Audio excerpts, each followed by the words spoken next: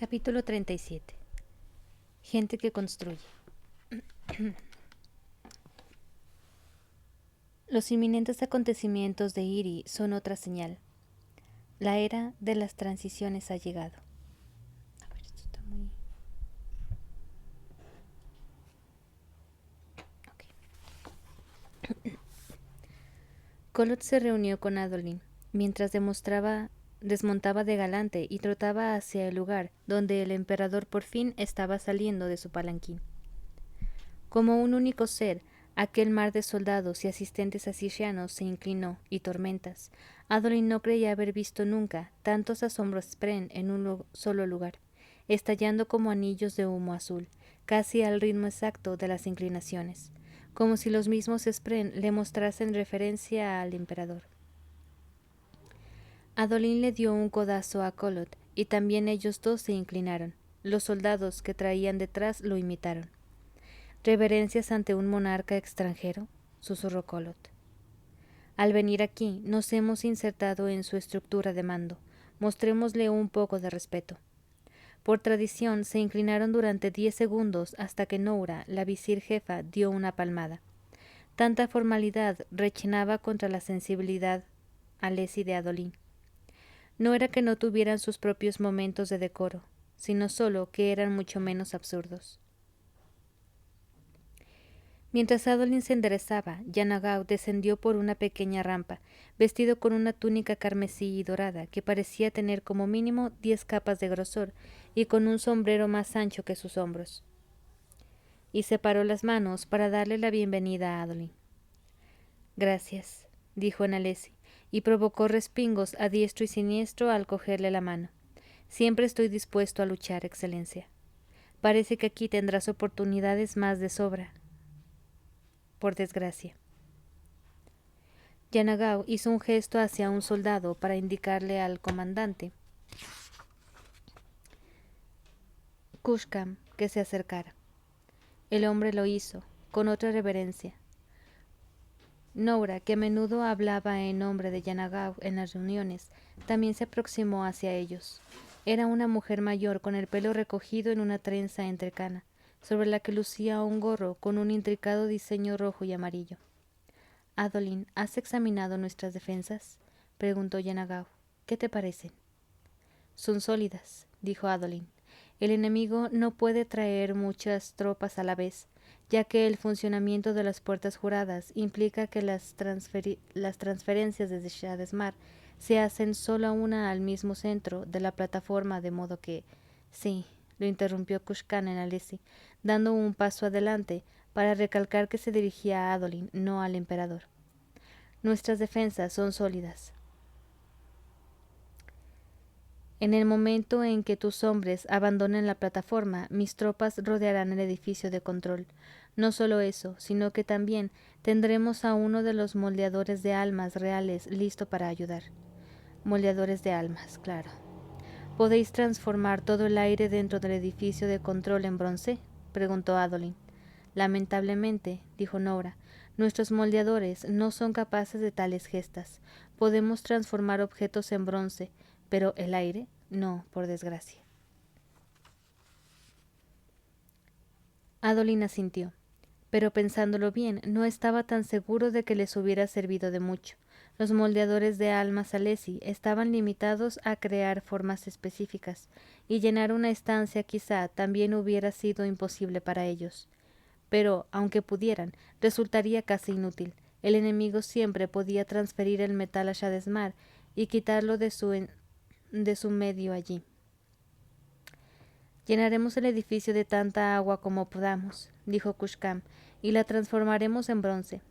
Desplegaremos soldados en formación cerrada por toda su exterior, de forma que si los enemigos logran salir, podamos matarlos al por mayor. E incluso si superan eso, podemos soltar el aceite y freírlos vivos. No. Adolin meneó la cabeza a los lados. Incendiar ese edificio debe ser solo un último recurso. Y dime, ¿con qué frecuencia han combatido tus soldados? Son veteranos de gran experiencia, dijo Kushkam. Han librado las campañas contra Marat y también la crisis sucesoria de Yesir. Me refería contra cantores. Somos la Guardia Imperial. afirmó el comandante. Hemos tenido el honor de proteger al emperador y la ciudad este último año. Por tanto, tus soldados no han afrontado nunca una carga cantora, dijo Adolín pensativo. Creo que deberíamos probar una táctica distinta. El moldeo de almas no servirá si les basta con trasladar el bronce al otro lado, y tu infantería necesitaría apoyo de los arqueros. Deberíamos llenar el campo de escombros, muebles, chatarra, cualquier cosa que tengáis, y apostar soldados detrás de esos escombros en un círculo amplio, con picas y barricadas. ¿Qué? Exclamó Kushkam y se dirigió a Noura, en vez de al emperador, cambiando a su idioma. Excelencia, es una locura. El enemigo aprovechará al instante cualquier escombro para cubrirse. Tenemos el campo de matanza perfecto dentro de la cúpula. ¿Por qué echarlo a perder? Adolín parpadeó sorprendido mientras las palabras se distorsionaban. Parecían cambiar de golpe y entraban en su mente, como si se hubiera pronunciado con toda claridad en Alessi. No, mejor. Comprendía los matices de las inflexiones, como si fuese un hablante nativo del idioma. Tormentas, el poder de su padre era más efectivo de lo que había imaginado. Tenemos que ir con cuidado, dijo, haciendo que los demás atrajeran unos pocos sorpresespren al hablar en perfecto asillano. Primero enviarán a regios, quizá hasta a fusionados, y no confío en vuestras líneas contra ellos. Necesitaréis el apoyo de esos arqueros, así que es mejor es mejor tener filas numerosas y blindadas, aunque sea más atrás. Si tus hombres flanquean en el asalto inicial, estos podría convertirse en una desbandada. No puedo creerme lo que oigo, replicó Kushkam. ¿Renunciar a la ventaja perfecta? Esto es un tallo de estuco, dijo Adolín, apostando a una expresión que pensaba que le gustaría a Kushkam. La obstrucción nos favorece. Está clarísimo que no es un tallo de estuco. Si acaso es un tallo de jaramez. Insultas a mis tropas. Por lo menos, escúchame en lo del fuego, pidió Adolín. Los cantores resisten mejor el calor que nosotros. Si conviertes esto en un horno, se recuperarán antes y estaremos concediéndoles la cúpula entera. El comandante titubeó, planteándoselo de verdad. Apretó los dientes, pero no puso objeciones. Así que no es un necio. Envió Maya a Adolín. Menos mal. Estoy de acuerdo, pero pensó él en respuesta. Es solo que no ha pasado años en las llanuras quebradas, viviendo con mentalidad de asedio. Aún así, el hombre le lanzó una mirada asesina antes de volverse hacia el emperador.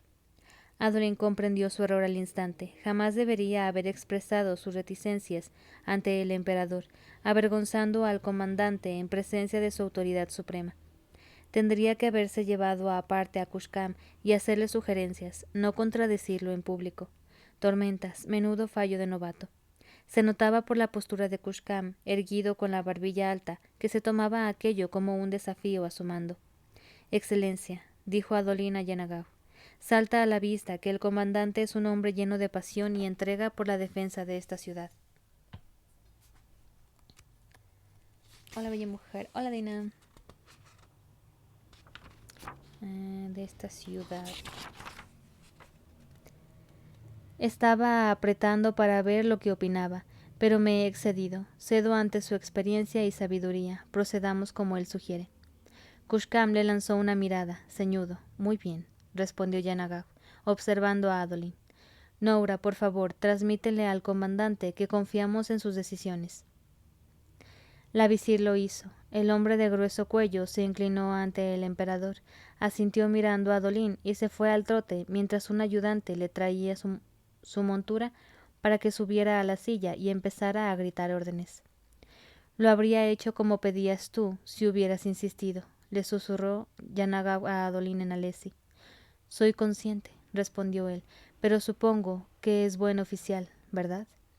De los mejores que tenemos, dijo Noura, dándole un golpecito con un fajo de papeles contra la otra mano. Servicio distinguido en la guerra de Yulai cuando era joven. Ha comandado nuestras fuerzas en varias batallas importantes, la más reciente hace 2 años. Un comandante de campo, ascendido a la defensa de la ciudad. Adolin asintió. Preferiría tenerlo de mi lado. Socavar a quien está al mando no es manera de hacer amigos. ¿Cómo está mi estimada señorita de hermosa voz y bellena? ¿Qué? Victoriana y piernas de taburete. Chinga tu cola, perro. Estoy bien.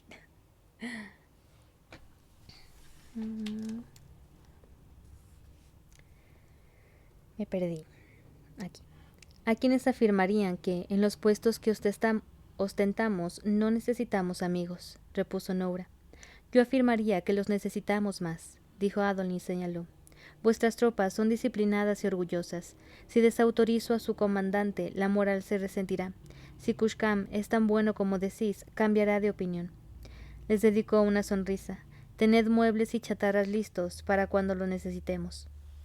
Adolin, intervino el emperador, con las manos entrelazadas, la ropa y el sombrero eran tan regios que a veces era fácil olvidar el joven que los llevaba, un chico más o menos de la edad del propio Adolin, cuando libró sus primeros lances como duelista en la clasificación. ¿De qué estabais hablando hace un momento? ¿Algo sobre tallos? Ah, sí. Son nombres para referirse a las primeras jugadas del adversario en las torres, explicó Adolin. Dicen que Kushkam es un experto. ¿Torres? Preguntó el emperador. Adolin se sorprendió. ¿Aquí lo llamáis de otra manera? Preguntó mirando a Noura. No, dijo ella. En asiriano es Gunama, que viene a significar el juego de las torres. No había oído hablar de él, dijo Yanagav. Tormentas, exclamó Adolin. ¿Un líder que no conoce las torres? Noura, ¿qué le habéis estado enseñando? Historia política, estructuras sociales, idiomas, contratos. Todo inútil en el campo de batalla, dijo Adolin. Un comandante sobre el terreno tiene que saber jugar a las torres. Disculpad, brillante señor. Noura sonaba divertida. Su excelencia no es un comandante sobre el terreno. Pues ahora estamos sobre el terreno, afirmó Adolin, señalando alrededor, y en última instancia es quien está al mando. Se acercó al emperador, tanto que un guardaespaldas hizo ademán de avanzar hasta que Yanagav lo detuvo con un gesto. Escuchad, excelencia, añadió Adolin. Esto lo remediaremos cuando termine la guerra. Noura puede instruiros sobre qué decir en una reunión. Pero si queréis aprender estrategia, yo os enseñaré lo básico de las torres. Me gustaría mucho, dijo Yanagav sonriendo. ¿Desde cuándo haces streams de nuevo? Hola Liz. Aún no me acabo el libro, pero ya me leí esa parte. A ver cuándo sacan ese juego en la vida real de las torres, güey.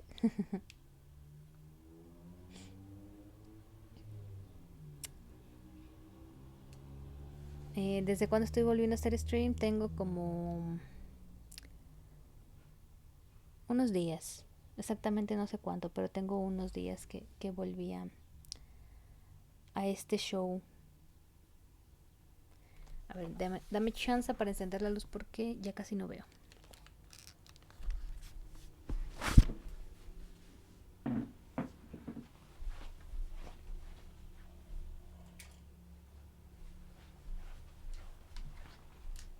Listo.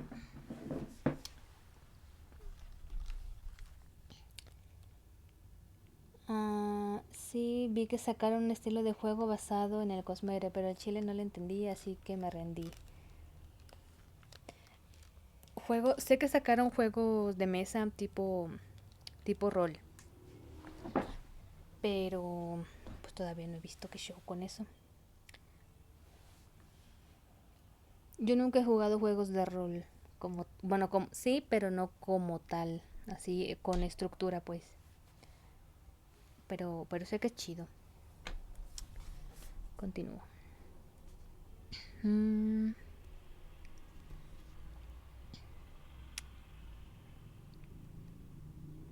Gracias, Adolin, por todo esto, por estar aquí cuando no tenías por qué, cuando esta no es tu lucha. ¿Habéis oído hablar del combate amañado, excelencia? Es como llaman al duelo en el que casi perdiste tus esquirlas, dijo Yanagav. Bendito por la tormenta te salvó. Quizá no estaría aquí si alguien no hubiera venido a ayudarme cuando no era su lucha. Estoy aquí para vos y para esta ciudad, lo prometo. Yanagao inclinó la cabeza en agradecimiento. Adolin le devolvió el gesto y se retiró. Mientras lo hacía, Kolot, que había estado merodeando por allí cerca, echó a correr para no perderlo. Estoy impresionado, dijo en voz baja. ¿Es por la capa? Preguntó Adolin, disfrutando de cómo fluía a su espalda al caminar. ¿Es por la capa, que sí? Kolot sonrió y la luz del sol se reflejó en los mechones rojos oscuros de su pelo. Chapurreó un poco el asillano. No sabía que dominaras el idioma también. No lo domino, dijo Adolin. Mi padre hizo algo que me permite hablarlo y creo que Noura y el emperador se han dado cuenta al instante. Están acostumbrados a tratar con él, asintió. Pero vamos a tener que ganarnos al comandante. No puedo ser efectivo en la lucha si estoy al lado de alguien que no me quiere ahí.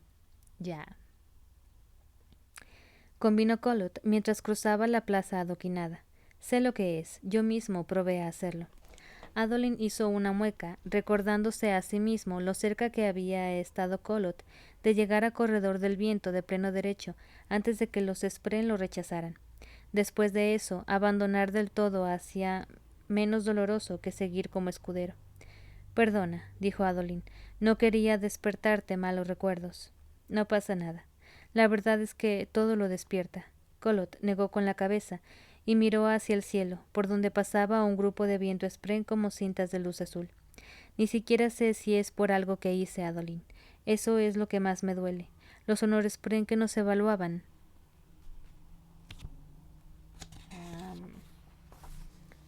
Eran los que estaban disgustados con los líderes de integridad duradera y se habían marchado antes de que llegarais vosotros.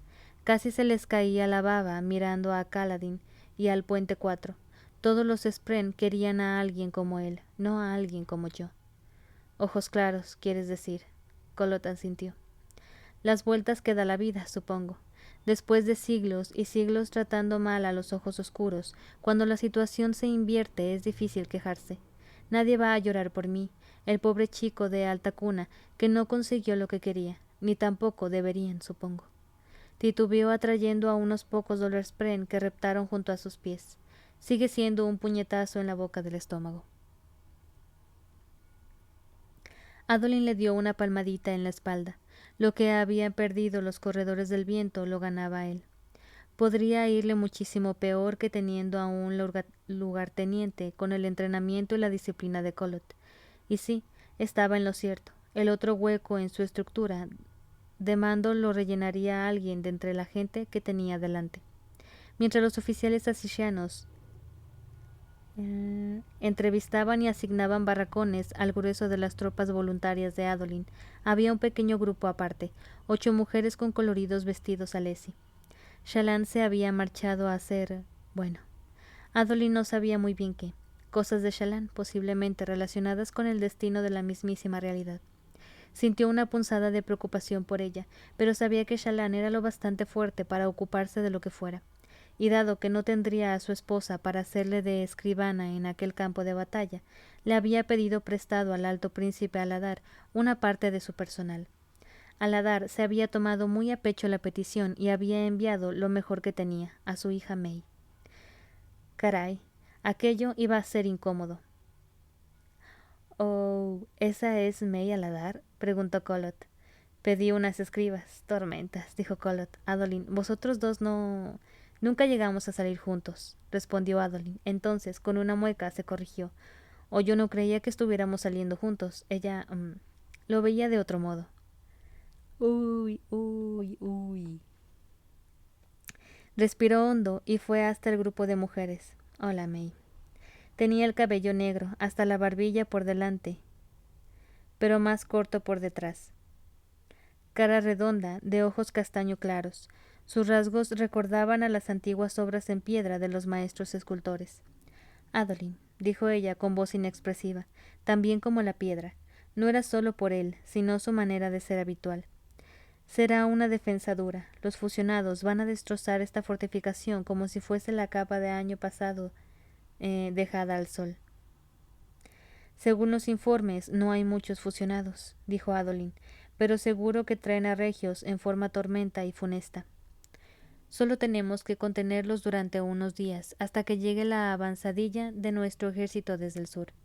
Incluso unos pocos días serán una eternidad contra enemigos como esos, respondió ella. En todo caso, me alegro de que hablaras con mi padre. Ya temía quedarme atrapada en la torre sin nada relevante que hacer. ¿Por dónde quieres que empiece? Revisa su triaje y sus tiendas médicas, sugirió Adolín. Confirma que no tengamos que traer ningún suministro antes de que la puerta jurada se bloquee. Una idea excelente. Qué fría es, pensó Maya. No haría buena pareja contigo. Me extraña que te lo plantearas. Me plantea un montón de mujeres, envió Adolín. No había mucho más que hacer en las llanuras quebradas. Salí con casi cualquier soltera disponible que estuviera medio interesada. Ah, pinche Adolín. Espera, espera, respondió Maya entre risas, cosa que era bueno oír de ella. Adolín, ¿eras un zorrón? Sí, sí, sí lo era. Pinche Don Juan, el Adolín.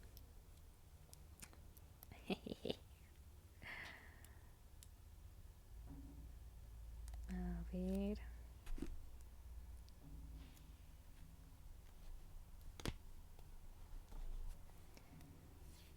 Un momentico.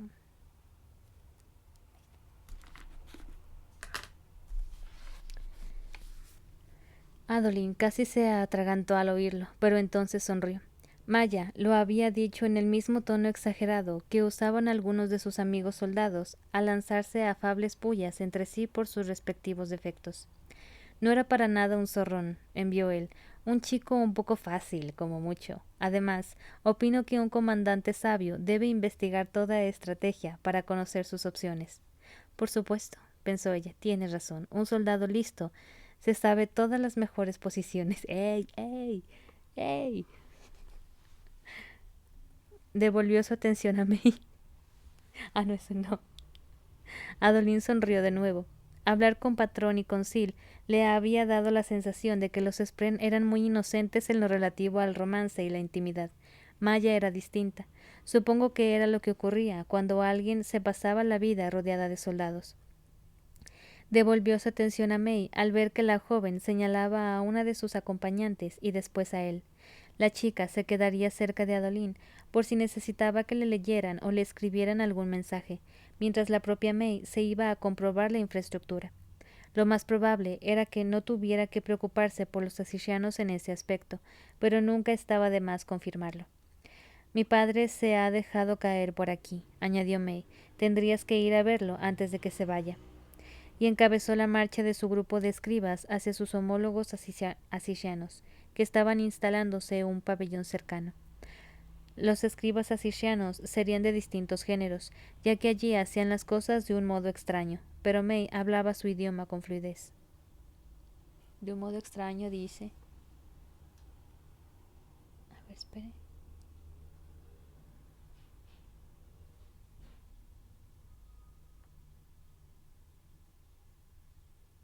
A ver, permítanme un momentito. Tengo que contestar esto.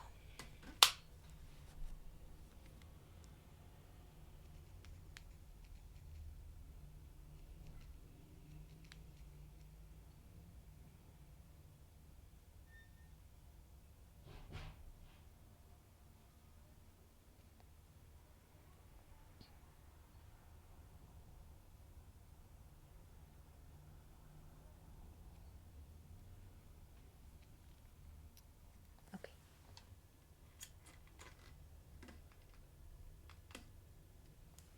Continúo. Lo cierto era que Adolin no podría haber pedido a nadie mejor como ayudante de campo. May tenía experiencia en gobernar el principado de su padre y parecía una persona estricta y precisa. Era solo que ojalá no diera la sensación de que la temperatura caía 5 grados cada vez que esa mujer pasaba cerca. ¿De verdad saliste con ella? Preguntó Collot en voz baja. ¿Él también? Acabo de explicarte que no, pero ¿te lo planteaste? Es una arquera experta, dijo Adolin. Pensé que quizá tendríamos algo en común. El tiro con arco no era un arte femenino, pero la mayoría de las familias Alesi ilustres hacían una excepción a esa norma, como también a un poco de entrenamiento con la daga.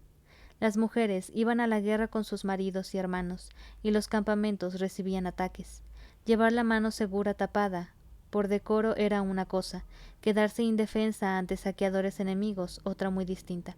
Se consideraba impropio de una mujer que dedicase tanto tiempo como May a practicar con el arco, pero los tiempos ya habían estado cambiando, incluso antes de que el padre de Adolin empezara a leer. Adolin dio media vuelta y buscó con la mirada al alto príncipe Aladar, un hombre calvo que llevaba bigote y una barbita puntiaguda bajo el labio inferior. Se sorprendió por el aprecio que le inspiraba ese hombre en los últimos tiempos. No hacía tanto que todos los demás altos príncipes alesi le daban una considerable repugnancia. Uno había muerto a manos del propio Adolin. Solo 2 altos príncipes originales habían sobrevivido con su poder intacto. Uno era Sebarial, a grandes rasgos, el ministro de finanzas de Eurídiru. El otro era Aladar, que había pasado a ser un alto administrador y la mano derecha de Navani. Otros 2 de ellos, Betav y Hatam, tenían puestos inferiores, aunque respetados en el gobierno. Uno estaba en Ciudad Tailén y el otro viajaba con las tropas que deberían llegar a Asimir al cabo de unos días. Ninguno tenía el mismo poder que habían ostentado antaño. Los días en que los altos príncipes casi equivalían a monarcas independientes en Aleskar habían pasado. El cargo de Aladar lo involucraba en la administración cotidiana de Eurídiru. No era glorioso, pero sí lo situaba en medio de todo, y a Aladar parecía gustarle. Adolin llegó con él tendiéndole una mano, que Aladar estrechó con un respetuoso asentimiento. Detrás de él, cada compañía de las tropas de Adolin estaba asignándole de modo informal a una compañía asishana. De momento, era conveniente que sus fuerzas tuvieran una compartida local para cosas como los turnos de comedor y las rotaciones de guardia. Es una misión honorable la que cumples aquí, Colin, dijo Aladar. Creo que todos hemos erguido la espalda un poco más cuando has insistido en venir. Ya veremos si de verdad consigo servir de algo.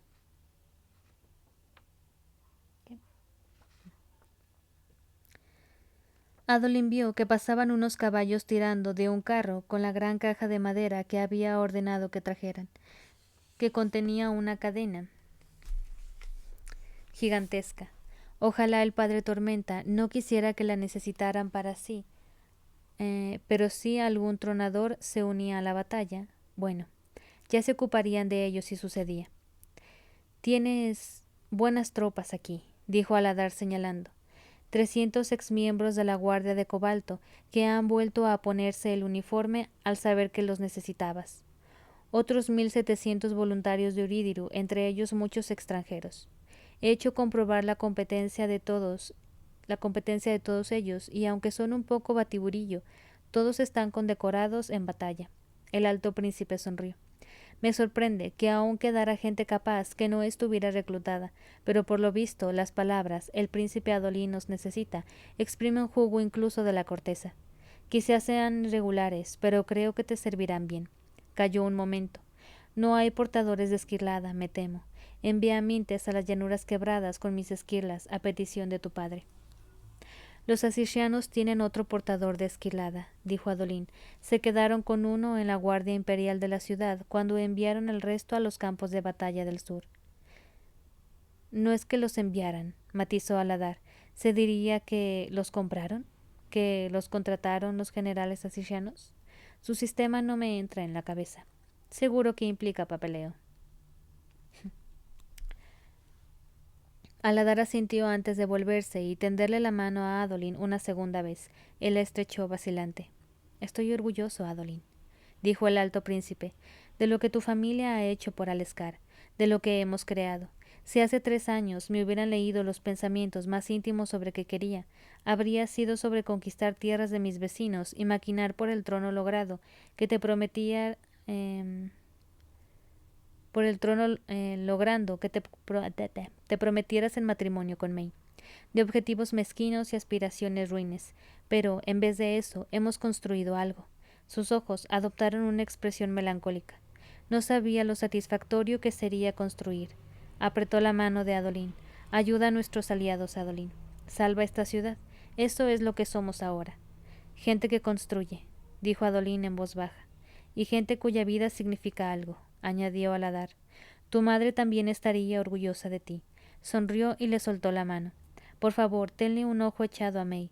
Le han entrado ideas raras desde que Yasná empezó a ir a la batalla en persona. Es muy buena arquera, Aladar, dijo Adolín. Ganó 3 veces la competición femenina, tengo entendido. Antes me avergonzaba de ello, respondió él. Una vez le pregunté si no habría manera de que usara el arco solo con una mano. Se inclinó hacia Adolín y bajó la voz. He dejado que practique con nuestra armadura y nuestra hoja esquirlada. Puede que haga alguna estupidez. Aladar, dijo Adolín. Nunca salí formalmente con May.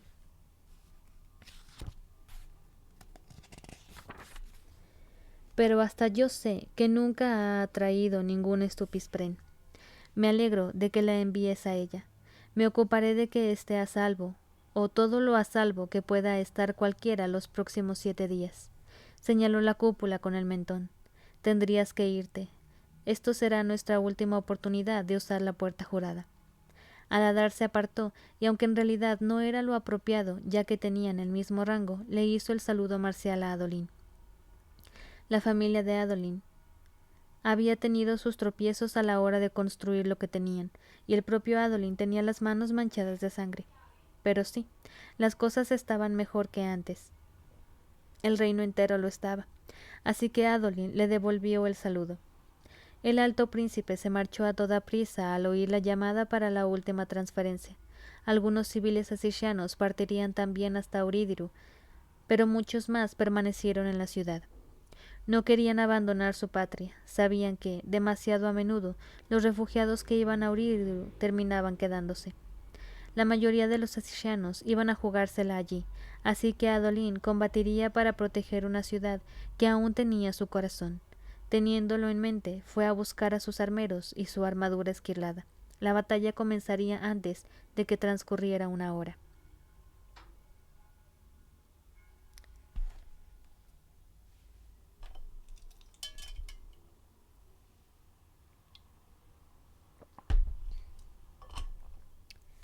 Capítulo 38. Quienes sustraen. 26 años antes. Seth vio luz cerca de la granja, no en la propia casa, que estaba oscura y sumida en las sombras cuando pasó junto a ella. Molly estaría cerca del abrevadero, donde la piedra de la familia quedaba cerca, en dirección a la luz. Casi saltó hasta el firmamento cuando oyó traquetear la cortina de cuentas que cubría la puerta de la casa.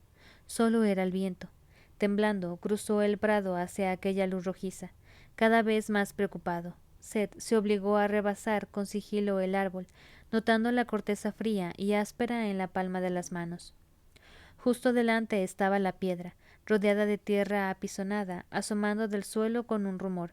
Había 3 hombres sentados en ella.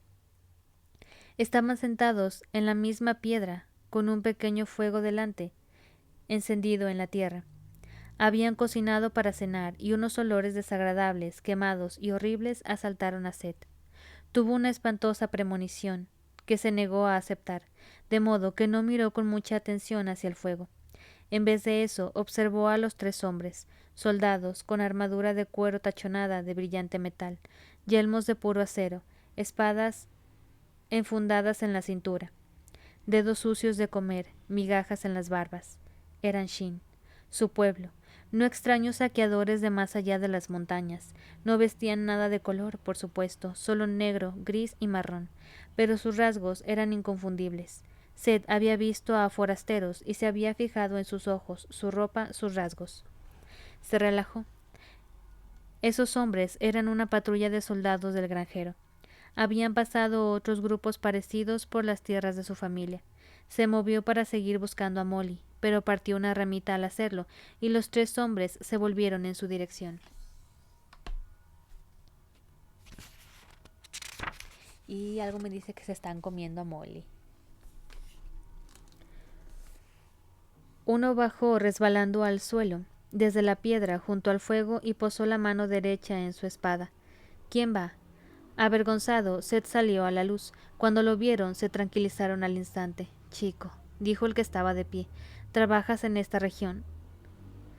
Esta es nuestra granja. Soy pastor. Seth frunció el ceño al acercarse, fijándose en un líquido oscuro que manchaba el suelo cerca del fuego, y en unas botellas vacías junto a los hombres. Ese es el vino de mi padre. Teníamos que comprobar la casa, dijo un hombre tendido sobre la piedra farfullando, por si había invasores.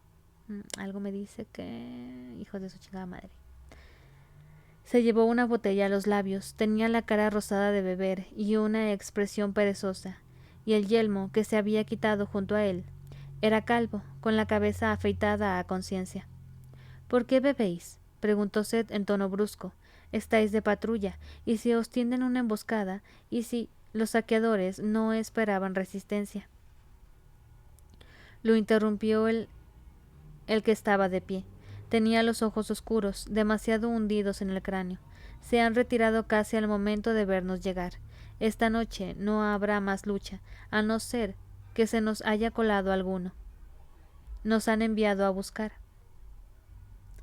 Ya podrías darnos una propina, dijo el hombre desaliñado, bebiendo más, por proteger tu pellejo, pastorcillo. El tercer hombre tenía una barba rala, era más joven que los otros dos. Se sentaba encorvado en la punta en ángulo de la piedra, mirando hacia abajo, con una botella de vino a medio beber en las manos. El padre de Seth la reservaba para las ocasiones especiales. ¿Tienes hambre, chico? Preguntó el de los ojos hundidos.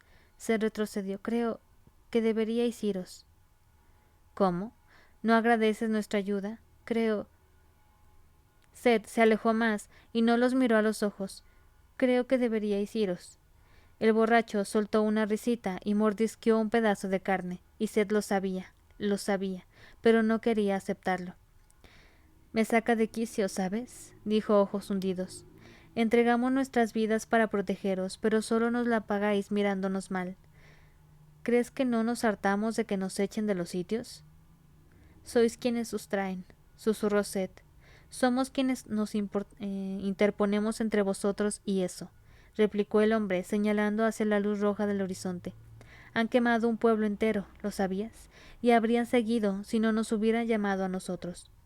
Seth apartó la cara, intentando no oír los sonidos del borracho relamiéndose mientras comía, partiendo huesos entre los dedos. Un sonido nauseabundo, como el que haría algo que reptaba en el suelo al levantar el tronco bajo el que se escondía. Queréis que os protejamos, dijo ojos hundidos, pero no queréis tenernos cerca. Piensa en eso, pastorcillo, con tu toque de color. Piensa en cómo tratáis a la gente que os defiende. El mundo estaría mejor sin vosotros, sisió Seth. Sería una bendición que no hubiera personas que sustraen. El soldado dio un bufido y luego un sorbo a una botella de vino. También había bebido bastante, al parecer, aunque no se le notara tanto. ¿Sabéis qué es lo que más me cansa? Dijo, mirando hacia sus amigos. Que mientan, que finjan. Si un día desapareciéramos, ¿quién pararía a esos hombres de la costa? Volvió los ojos hacia Seth y le sostuvo la mirada. Os coméis la carne que matamos en vuestros días especiales. Usáis los tablones que cortamos los soldados para construir vuestras casas. Dime una cosa, si pagas a un hombre para que mate, ¿eso te hace a ti menos culpable? Tú sustraes, pastorcillo, solo que lo haces a la manera cobarde. Algo de razón tiene.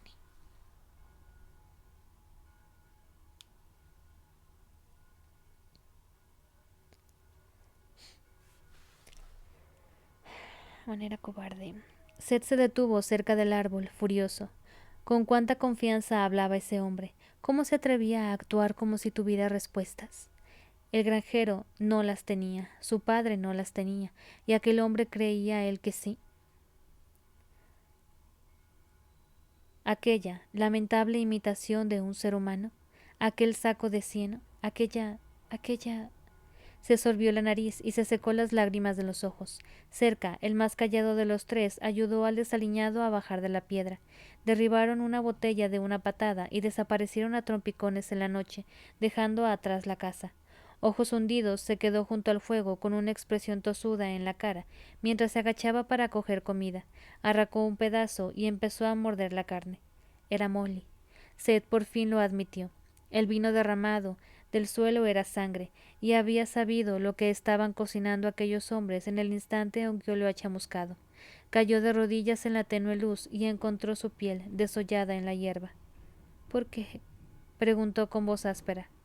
A veces, dijo Ojos hundidos, levantándose con torpeza, dejamos recordatorios para que sean más difícil pasarnos por alto.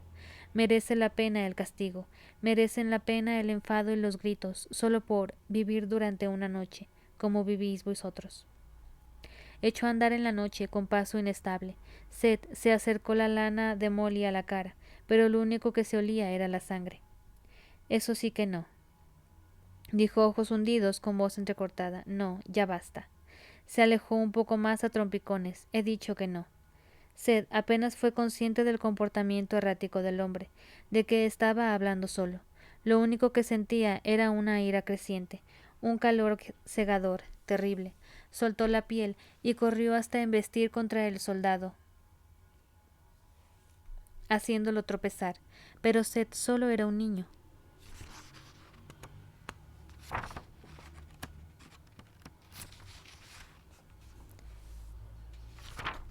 Y menudo para su edad. Aporreó a Ojos hundidos con los puños, pero el soldado se limitó a quitárselo de encima y a arrojarlo lejos, como comida para las gallinas. Seth dio contra el suelo y rebotó contra las raíces del árbol. El hombre siguió su camino, dando traspiés desequilibrado. No, repitió, no. Ya van a darme a azotes por lo que hemos hecho. Si hiciera eso, me colgarían. Es un niño, que no. Seth se alzó a cuatro patas y notó algo frío y liso en la mano derecha. Una frescura que se extendió por todo su cuerpo, que extinguió la rabia, que lo reemplazó por un distintivo terrible y profundo vacío que parecía tomar toda vida, luz, calor y asfixiarlos. Se levantó agarrando la piedra que su familia había desenterrado hacía poco. Daba la sensación de ser el destino, la voluntad de los Spren. ¿Por qué si no iba Seth a caer allí? ¿Por qué si no iba el hombre a tropezar justo entonces, o irse al suelo cerca del abrevadero? Su voz se convirtió en un murmullo. Los Spren hacían que cayera la lluvia, los Spren hacían que emergieran las rocas. Ese día los Spren movieron a Seth. Fue hacia el hombre caído, sintiendo esa frialdad con la más en lo más profundo, crecía y lo consumió hasta que paró, mirando a aquel hombre patético junto al abrevadero. Una persona terrible y a la que Seth odiaba, pero una persona aún así. Él nunca le había hecho daño a nadie a propósito. Tampoco iba a hacerlo ese día. Seth miró la piedra que sostenía, blasfemo, en la mano.